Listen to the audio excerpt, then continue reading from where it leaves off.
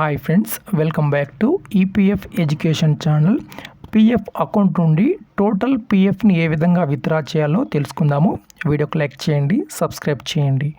Total PF withdraw చేయాలి అంటే PF అకౌంట్కి డేట్ ఆఫ్ ఎగ్జిట్ అనేది మ్యాండేటరీగా ఉండాలి. డేట్ ఆఫ్ ఎగ్జిట్ ఉంటేనే టోటల్ పీఎఫ్ని మనము విత్డ్రా అనేది చేయగలం. సో నేను ఇక్కడ ఈపీఎఫ్ అకౌంట్లోకి లాగిన్ అయి ఉన్నాను. మీరు కూడా పీఎఫ్ అకౌంట్ నుండి టోటల్ పీఎఫ్ విత్డ్రా చేయాలంటే ఫస్ట్ మీరు కేవైసీ అనేది పూర్తి చేయండి. కేవైసీ అంటే బ్యాంకు, ప్యాన్ రెండింటిని కూడా మీరు మ్యాండేటరీగా లింక్ చేసుకోండి. లింక్ చేసుకున్న తర్వాతే ఈ ప్రాసెస్ అనేది చేయాలి. సో ఇప్పుడు ఇక్కడ నేను ఆన్లైన్ సర్వీస్ పైన క్లిక్ చేస్తున్నాను. ఓకే, ఆన్లైన్ సర్వీస్ పైన క్లిక్ చేయడంతో మనకు ఈ విధంగా కొన్ని ఆప్షన్స్ ఇక్కడ వస్తూ ఉంటాయి. దీంట్లో పైన మనము మొదటి ఆప్షన్ మీద క్లిక్ చేస్తాము, ఫామ్ 31, 19. సో ఇక్కడ క్లిక్ చేసినట్లయితే ఈ విధంగా మనకు ఓపెన్ అవ్వడం జరుగుతుంది. ఓపెన్ అయిన తర్వాత ఇక్కడ బ్యాంక్ అకౌంట్ని ఎంటర్ చేయమని అడుగుతుంది. సో ఇక్కడ వీరికి సంబంధించిన బ్యాంక్ అకౌంట్ని ఇక్కడ నేను ఎంటర్ చేస్తాను. తర్వాత మనకు బ్యాంక్ అకౌంట్ వెరిఫై జరగడం జరుగుతుంది. నెక్స్ట్ ఈ విధంగా ఆప్షన్స్ మనకు కనిపిస్తూ ఉంటాయి. సో ఇక్కడ మనకు డేట్ ఆఫ్ జాయినింగ్ కనిపిస్తూ ఉంటుంది, డేట్ ఆఫ్ ఎగ్జిట్ కనిపిస్తూ ఉంటుంది. డేట్ ఆఫ్ ఎగ్జిట్ ఉంటేనే మనకు టోటల్ పీఎఫ్ని అనేది విత్డ్రా చేయడం జరుగుతుంది. సో ఇక్కడ తర్వాత మనకు కనిపిస్తుంది ఇక్కడ ప్రొసీడ్ ఫర్ ఆన్లైన్ క్లెయిమ్, ఇక్కడ క్లిక్ చేయాలి. తర్వాత మనకు ఈ విధంగా ఓపెన్ అవ్వడం జరుగుతుంది. ఇక్కడ సెలెక్ట్ క్లెయిమ్ ఆప్షన్ మీద మనము క్లిక్ చేయాలి. ఇక్కడ క్లిక్ చేసినట్లయితే ఇక్కడ మనకు form 19, form 10C, form 10C, form 10D అనేది కనిపిస్తూ ఉంటుంది. ఇక్కడ నేను వీరికి ఓన్లీ ఫామ్ 10C అనేది మాత్రమే అప్లై చేస్తున్నాను. ఎందుకు 10C అనేది అప్లై చేయడం లేదంటే వీరికి పెన్షన్ అమౌంట్ అనేది ఏమీ లేదు కాబట్టి నేను ఫామ్ 19 అనేది అప్లై చేస్తున్నాను. ఇన్ కేస్ మీకు పెన్షన్ అమౌంట్ కూడా ఉంటే ఈ 10C కూడా మీరు అప్లై చేయవచ్చు. ఓకే, నేను ఇక్కడ ఫామ్ 19 మీద క్లిక్ చేస్తున్నాను. క్లిక్ చేసిన తర్వాత ఈ విధంగా మనకు ఓపెన్ అవ్వడం జరుగుతుంది.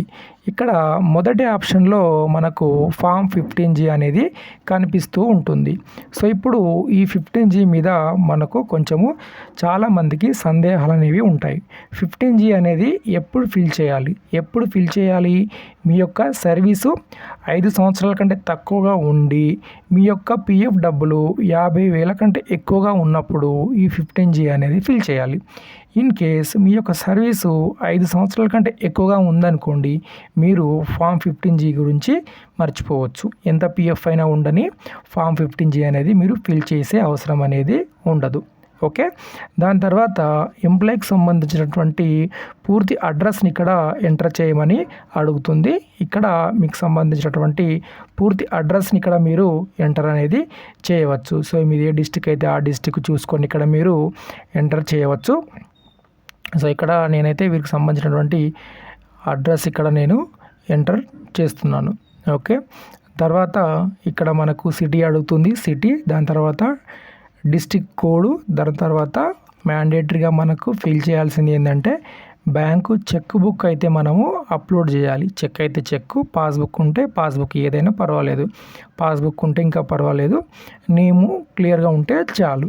ఓకే, ఈ విధంగా మనము ఫామ్ ఫిలప్ చేయాలి. ఇప్పుడు నేను ఇక్కడ అన్ని వివరాలు ఫిల్ చేస్తాను. ఫ్రెండ్స్, మరొకసారి మీకు అప్లికేషన్ ఫామ్ అయితే చూపిస్తున్నాను. మొదటిగా నేను వీరికి సంబంధించిన ఓన్లీ పీఎఫ్ని అప్లై చేస్తున్నాను, ఫామ్ 19. దాని తర్వాత ఇక్కడ 15G వీరికి అవసరం లేదు వీరికి.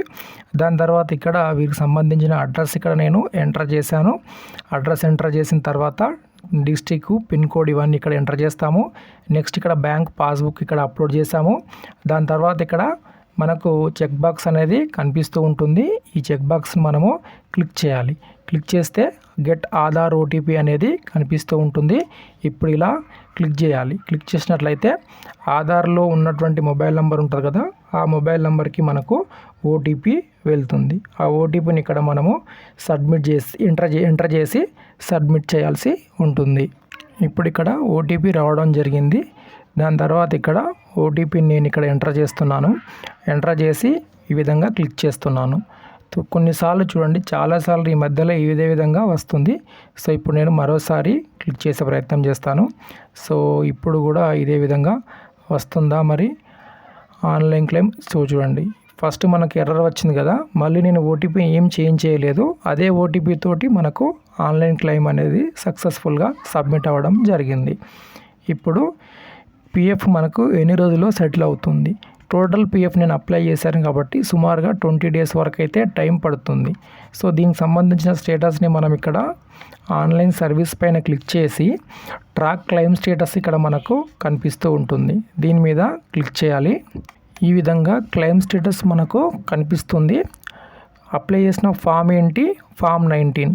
ఎప్పుడు అప్లై చేశారు దానికి సంబంధించిన వివరాలు ఇక్కడ మనకు కనిపిస్తూ ఉంటాయి.